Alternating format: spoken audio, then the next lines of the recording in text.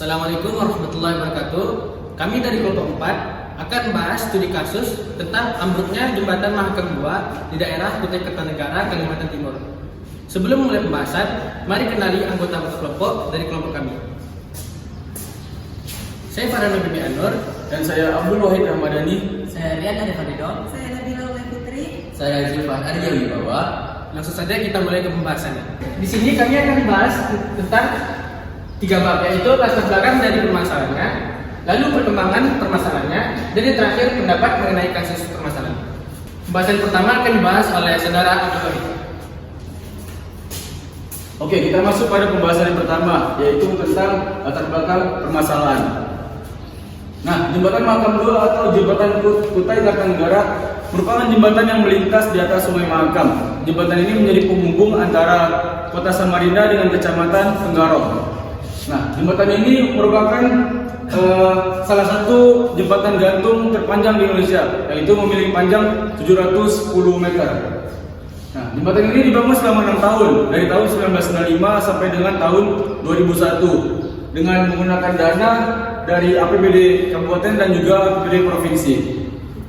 Kontraktor yang membangun jembatan gantung ini adalah PT Utama Karya, dengan konsultan pengawasnya adalah PT PCI Konsultan, dan juga konsultan perencanaannya adalah PT Perencanaan Jaya, serta pemeliharaannya adalah PT Bukaka. Jembatan ini diperkirakan akan tahan selama 25 tahun. Tapi ternyata setelah 10 tahun diresmikannya jembatan ini, terjadi sebuah tragedi yang mengejutkan, yaitu runtuhnya atau ambruknya jembatan Mahakam 2. Yang mana penyebabnya pada runtuh jembatan ini adalah saat proses perencanaan, pelaksanaan, dan juga pemeliharaan jembatan tersebut. Selanjutnya yaitu pembahasan permasalahan yang dijelaskan oleh Saudari Nabi. Selanjutnya kita akan membahas tentang pembahasan permasalahan. Pada awalnya terdapat aktivitas perbaikan satu sisi badan jembatan yang dilakukan 6 orang pekerja PT Bukaka. Aktivitas ini dilaksanakan tanpa menutup arus lalu lintas di jembatan, sehingga jembatan macet karena hanya menggunakan satu arah lalu lintas. Petaka terjadi ketika jembatan tak sanggup menahan beban maksimal. Ditambah lagi kekuatan jembatan berkurang lantaran penyangga sedang mengalami perbaikan. Laporan awal pada tanggal 27 November 2011, korban jembatan Kukar ada 5 orang yang tewas, 33 orang hilang, dan 40 orang luka-luka. Pada 13 Desember 2011 dikabarkan adanya penambahan korban tewas menjadi 23 orang dan 13 orang dalam tahap pencarian. Sementara 2 bus, 2 truk, dan 4 mobil dan lebih dari 10 sepeda motor tercebur ke arus sungai. Atas peristiwa ini, Basarnas mengarahkan 31 penyelam. Selain itu, terdapat bantuan 6 alat berat untuk mengangkat beban jembatan yang beratnya 1.620 ton. Setelah mengetahui tragedinya, adakah tersangka? Maka kita akan masuk pada perkembangan kasus oleh Presiden. Baik, di sini perkembangan kasus runtuhnya jembatan akibat kesalahan empat nelayan membuat 3 terdakwa divonis hukuman 1 tahun penjara. 3 terdakwa yang divonis yakni Yoyo Suryana sebagai kuasa pengguna anggaran, Setiano sebagai pejabat pelaksanaan teknis kegiatan dari Dinas PU Kutai Kartanegara, dan M. Fahrul Rozi sebagai project manager pemeliharaan jembatan dari PT Bukaka. Pembacaan vonis digelar di Majelis Hakim Pengadilan Negeri Tenggarong, Kabupaten Kutai Kartanegara, Kalimantan Timur pada Rabu 6 Juni 2012 siang. Sidang dipimpin oleh Ketua Majelis Hakim Niputu Sri Indayani dengan hakim anggota Nugraini, Mainas Titi, dan Agus Nazaruddin Syah. Berikut kondisi jembatan setelah ambruknya pada tahun 2011. Setelah kejadian 26 November tersebut, jembatan segera dibangun kembali pada tahun 2013 dan diresmikan pada 8 Desember 2015. Karena jembatan ini menjadi penghubung dari Kecamatan Tenggarong dengan Kota Samarinda agar mobilisasi masyarakat lancar dan tidak terhambat.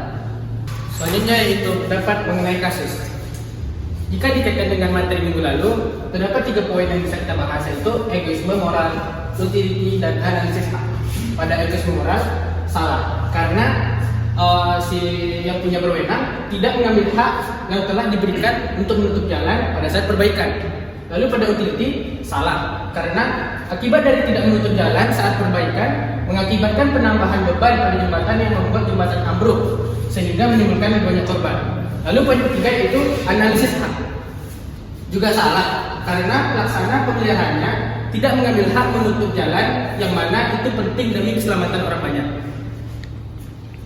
Selanjutnya itu dari Arya. Oke, di sini pendapat mengenai kasus dari kelompok kami. Seperti yang kita ketahui bahwa seorang engineer teknik sipil itu akan bekerja dalam merencanakan, mendesain, membangun suatu proyek bangunan atau infrastruktur yang tentunya akan digunakan oleh khalayak ramai. Dalam kasus ini, infrastruktur jembatan gantung yang berada di Kalimantan Timur. Keruntuhan jembatan Mahakam 2 ini seharusnya dapat dihindarkan bila orang-orang yang berperan serta dalam perencanaan, pembangunan, dan pemeliharaan di dalam ini itu berhati-hati dalam melaksanakannya. Ini kerubuhan jembatan Mahakam 2 ini bukanlah akibat dari suatu bencana alam, tetapi merupakan sebuah akibat dari kelalaian. Keruntuhan jembatan Mahakam 2 adalah tragedi dalam proses perancang bangunan infrastruktur di Indonesia.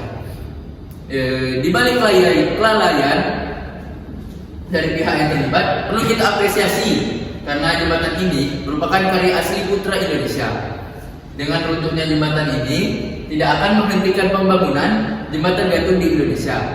Namun harus menjadi pelajaran agar pembangunan jembatan gantung selanjutnya dapat lebih sempurna dan tidak ada faktor kelalaian di dalamnya. Sekian dari kelompok kami. Terima kasih atas perhatiannya. Mohon bila ada kesalahan kami akhiri. Assalamualaikum warahmatullahi wabarakatuh.